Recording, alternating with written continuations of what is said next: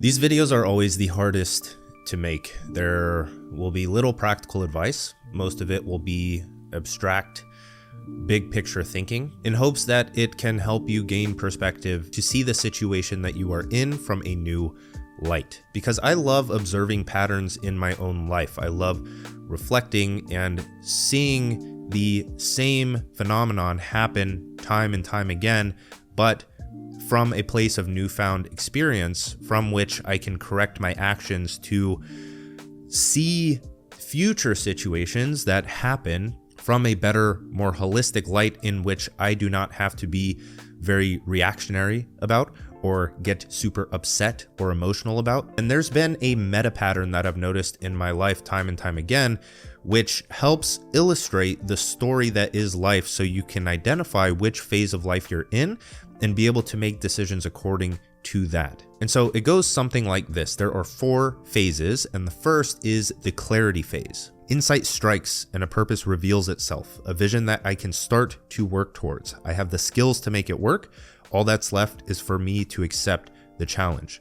The next phase is the intensity phase, where pure progress is being made. Flow state is almost permanent. The skill set I've acquired is laying the foundation for my business, relationships, level of mind, and quality of life. The third phase is the consistency phase. I felt pressure to sustain the progress that I had made. This required systemization, prioritization, and sacrifice. It felt like a gradual decline into chaos because massive progress was not being made. And then the fourth and final phase is the most disastrous. It is the lost phase. I actualized the purpose I had set out for in the clarity phase, my mind filled with doubts about the future, a highly mental and spiritual phase that a majority of people get stuck in if they don't learn how to navigate the dark. When I finished my book, The Art of Focus, that is going on pre-sale soon, launching soon, I kind of just fell. It felt like I fell off a cliff, right? I'd been building for 3 years. I had something to focus my attention on for so long, a project to pour my energy in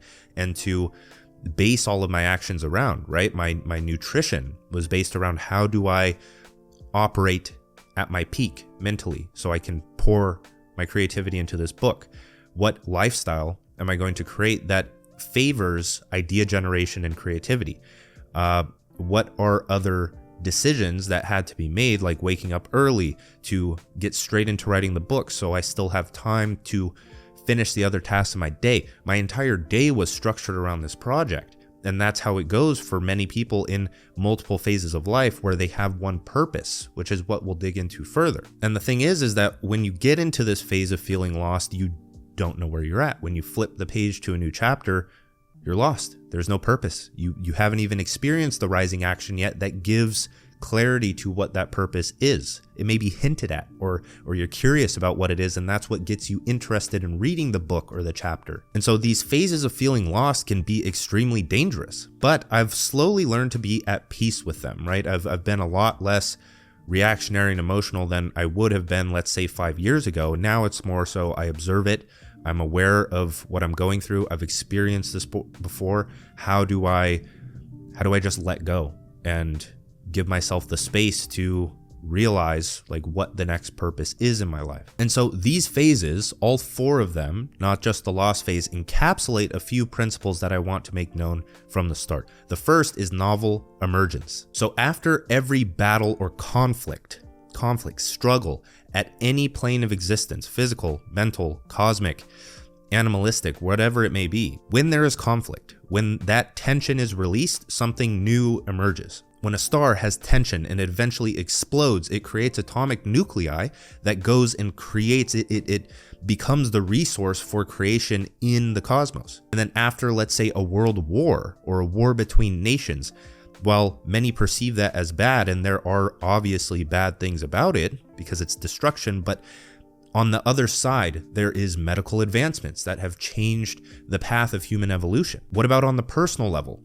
right? On the personal level, in our minds, the same thing happens where there's conflict, there's struggle, and we're in this deep emotional trench where we fight with ourselves until the tension finally resolves itself by us letting go, and we let the vision emerge. We let the insight crash into our psyche. And so the lesson there is that struggle or suffering is a necessary part of life. Every single fucking person experiences it, and it is supposed to be there. Because without it, progress would not be made. We wouldn't evolve. We wouldn't be here. We would have died off already. There's no problems to solve to move forward.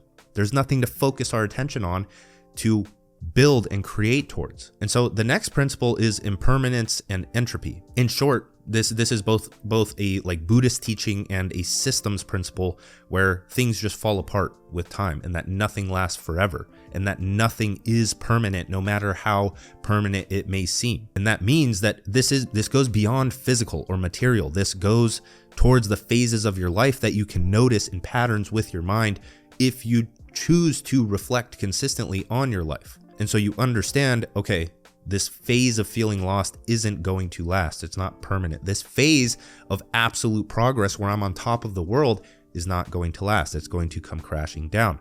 Or this phase of where I'm like in limbo, maintaining consistency, that's not going to last either. Nothing's going to last, and you have to be ready to observe and move within that. Universe, one song. That is what you are smack in the middle of. It's a quote from my book, The Art of Focus. I'm going to start plugging that more. Life unfolds in chapters and phases. Books, songs, stories, architecture, bodybuilding, life setup, relationships, mental health, and every other form of human creation reflect this pattern. Being able to zoom out and see what is happening beyond your thoughts can save you from a world of pain, because it's helpful to know what part of this everlasting book you are in, or this everlasting song, right? And the harmony, the highs and lows that are playing together at this moment in your life, and you choosing, your ego choosing to perceive one of those, usually a low, a negative, and block out everything else that's happening around you. And when you do that, all you see is negativity, because you're just so narrowed in on it. You're not open.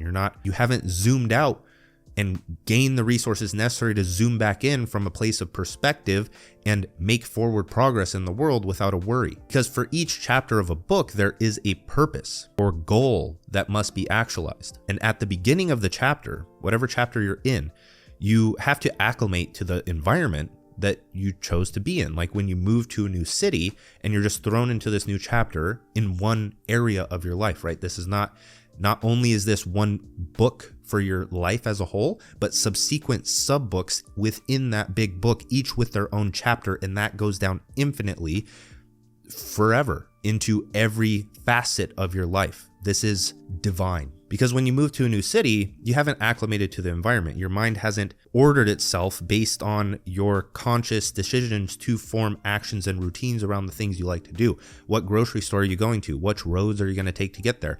Do you understand how to navigate the city itself?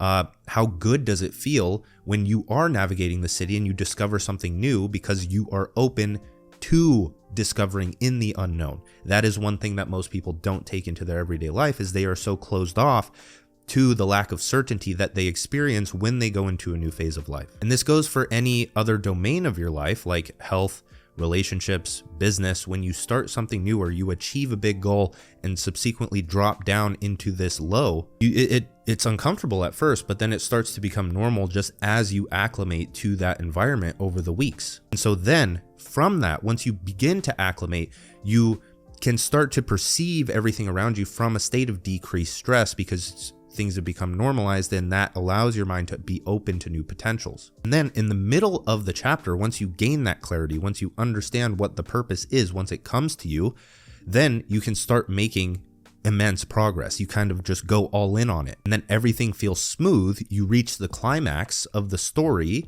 in that chapter, and as the chapter nears its end, you've made significant progress, but your mind starts to decline into a new low, because you don't know what the next chapter holds. You know it's coming. You just feel off. You know that you're not making as much progress as you can be, and you now know that nothing is permanent, and you kind of just have to flow with it and let it happen. There is wisdom in feeling lost. It means that there is potential to find your way. But for most people, feeling lost becomes an eternal struggle. They get consumed by their thoughts, emotions, and low-level responsibilities that prevent them from seeing or creating the light at the end of the tunnel. This is dangerous, very dangerous. Because if you only have access to a mental bubble of certain thoughts and solutions, then you may never find your way out. And unfortunately, this is a common occurrence, right? Because you get launched into this, or you just feel uneasy, you feel uncertain, and that adds stress to your life. And stress can be very good for pushing you towards certain goals. But when you're in this state of not being able to think clearly,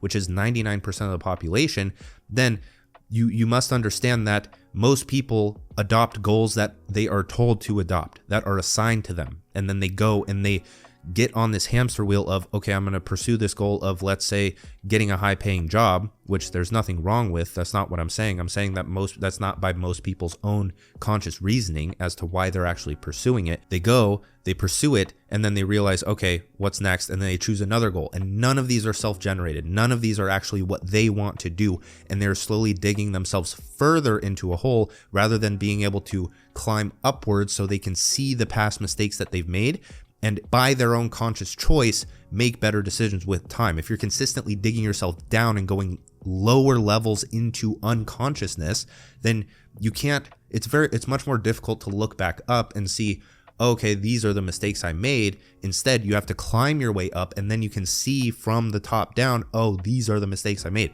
This is a massive fucking problem, is that so many people are mindless, autopilot living, surface level living, digging themselves deeper and deeper and deeper, and it's so much harder to get out. Because that's just the thing, is what's next? When you reach that phase of feeling lost, what comes next, right? What happens when you break up with someone? What happens when you leave school? What happens when you decide to change jobs? And that question of what's next can either lead to despair or a chance to discover new potentials for your life, depending on how you perceive that question, what's next? And the way to do this is to zoom out or expand your focus, or just realize that struggle is a universal principle and that everyone experiences it. It's not only happening to you, because humans have been around for a long time. We understand psychology. We understand that most people have a very similar psychology and they experience the same emotions. That's how we relate to each other. And everyone is going through a different phase, a different chapter, a different book, different sub-book at any given phase in their life. And once you can see that and be conscious and have that higher consciousness, like, let's say, Jesus Christ, not bringing religion into this, but that's what he was. He was a high consciousness individual like Buddha and other leaders. And so once you have that level and that empathy and you're able to see that and try to sustain that throughout your days, then things become much more easier. You're less stressed. And from this state, you allow ideas to culminate. You allow inklings to kind of stack up into this vision that you can go and pursue and lead people towards and create in alignment with. You must embrace feeling lost. Let go. Surrender. Don't fight with it. Flow with it. Be at one with it, not at war with it, and make a conscious effort to expose yourself to experience. Read a new book, buy a new course, meet new people, have deeper conversations, watch new content, journal more, write more, hit the gym, go on a hike, swim in the environments and information that allow ideas to collect in your subconscious. Almost everybody gets trapped in this phase. That would explain the state of society. You do have to have some form of paranoia sitting in the back of your mind, right? That's what pushes us to move towards our goals. That is a law of the jungle, so to say, is that everyone has that little thing in the back of their mind where if I don't move, right? You can't stand still. If you don't move, you will die. So when you're in the fog, you must stay cerebral. You have to look for a ladder rung or you have to be vigilant of a ladder rung swinging by, and you have to grab it. So now once you've sat with that emotional turmoil, you're in that state of feeling lost, you've felt it, you've acclimated to the environment, you've become aware of your own mind and how it starts to interpret things from a more like reactionary lens and judgmental lens, and you can start to overcome that. You have to begin to expose yourself to those new potentials, right? You have to grab the ladder rung. You have to try those new things. You have to expose yourself to information that allows the vision to culminate, that allows the purpose to make itself known to you. It's not just going to come to you if you're fucking sitting there doing nothing. And then once that self-generated goal comes into play, or that purpose, you know at least what you think you want to do. Right? It's not an absolute, I know this is exactly what I do and it's going to turn out this way, this way, this way. It's like, no, I have a soft idea and I'm going to act towards it and I'm going to educate myself in alignment with it, and I'm going to acquire the skills necessary to make it work. Because if you have the vision to start a business, then you obviously need the skills to start a business, right? But people make the crucial mistake of learning and never starting, right? And then they get stuck in the clarity phase, and then it just turns into another lost phase. You don't enter the intensity phase. And so what you have to do is you have to actually move. You have to use your mind to create in the physical world. You have to apply what you learn as you're building. And my favorite way to do this, I've talked about this in the previous video about how I learn new skills fast, or something related to that, where it's start, build, learn. You start the project, you build, you begin stacking bricks with what you know, because you've gained clarity to the point of actually being able to act, or else you wouldn't have the clarity or knowledge. You've already consumed some of the information. And then once you hit a specific problem, you seek to solve that problem through information, whether it be from content, YouTube videos, mentors, coaches, courses, etc., that can help you solve that specific problem to burst through that gap, reach the new level, and then perceive your previous level from a state of that self-reflection. And so you can continue correcting until you see some form of objective success in something like business. And so during this, as you're building momentum, you enter into what I call an intensity phase. And in this phase, you have complete clarity on what you must do. You have a tangible aspect of life that you are making progress in. You don't want to do anything aside from work, because work is the funnest thing you could be doing. This blur of pure progress usually lasts 1 to 3 months, more or less. And if you need something to channel your attention into, and something more big picture, holistic, that actually gets results in these times, in the modern times, I have 2-Hour Writer in digital economics, right? So learning a high income skill or a high value skill to be able to channel your creative energy and actually see tangible results that pay 10 times more to you, and how to productize yourself in digital economics, which allows you to discover your life's work, create your vision for the future, and have something to actually focus your attention on in the mornings or whenever you dedicate that time to do so. And it brings so much order and clarity to your life, knowing that you are working towards doing what you love in a way that actually makes sense and it doesn't feel wrong. It's what you're supposed to be doing. I feel like as if I've cracked that code and I need to share it with you. So once you've gone up that upward trend of making progress and building momentum, you eventually reach the intensity threshold where you can't make any more progress. You've exhausted that vessel that you've been pulling from or having to fill with resources from reality. You've exhausted that ore of reality, and you have to move on to something new. But that new something is the new purpose that you don't know of yet. And so you can try sustaining it, but it's just not going to be any more fulfilling. And so you eventually come down and go into what's called a consistency phase, but you are slowly declining into another lost phase, and you have to be vigilant of that when that's happening. So the way I like to paint the picture of a consistency phase is by understanding the 3 phases in bodybuilding, right? There's a bulking, cutting, and maintenance cycle. We can think of cutting as gaining clarity, where you let go of the fat, physical or mental, to reveal what you've built from previous bulking cycles. And we can think of bulking as the intensity phase, where you're in an environment that is conducive to muscle growth, physical or mental, until you reach a point of feeling groggy and demotivated. And then in between either of these phases is a maintenance phase, which you choose to go into to maintain the progress that you've made over time, to maintain the muscle that you've built. In business, you maintain baseline revenue. In relationships, you maintain a baseline of fulfillment. In spirituality, you maintain a baseline of happiness. You do all of the above by creating a system and pulling levers, right? So when you self-reflect, you've made progress by everything that you've done, and you have a lot of knowledge and experience with it. Now you can reflect back and see, okay, what are the things that I actually have to be doing to make sure that I sustain some level that I've built myself into, right? Because once you reach a new high monthly revenue in business, you're usually not going to sustain that for long. You're going to hit a new baseline, and then you'll hit a new high, and then new baseline rises, and then new high, baseline rises, and that's how it goes. But you have to bake things into your day. So that's literally my process in the 2-Hour Writer. Is the things that keep my business going is writing 2 hours in the morning, focusing on my brand and my content, and then filling that or sending that to products or services. And so most days when I'm not working on extra things, it's usually I work 2 to 3 hours. Really, that's my lever moving task to maintain my current level of income. And then once you prioritize that and add it to your routine, mine is like in the morning, then it just becomes systemized, habitual, and almost effortless, because you're not expending so much mental energy on something new. It's known, and It just happens. It's second nature. So I want to end this with reminding you of the supreme law. Nothing is permanent. Feeling lost isn't permanent. Intense progress isn't permanent. Even happiness isn't permanent. These phases of life will come and go, but you can trust that if you seek to understand them year after year, you will get holistic results with time. If you grasp at any phase of existence and attempt to make it permanent, you will experience chaos. Don't fight with reality, flow with it. That is it for this video. Again, to our writer, if you want to learn a high value skill, especially in this digital renaissance that I like to call it, or the new golden ages, or digital economics, which is just the masterclass on everything you'll ever need to learn. That's kind of my life's work as of right now until the book launches.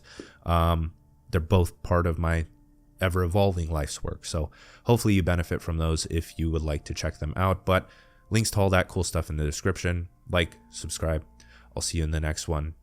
Peace.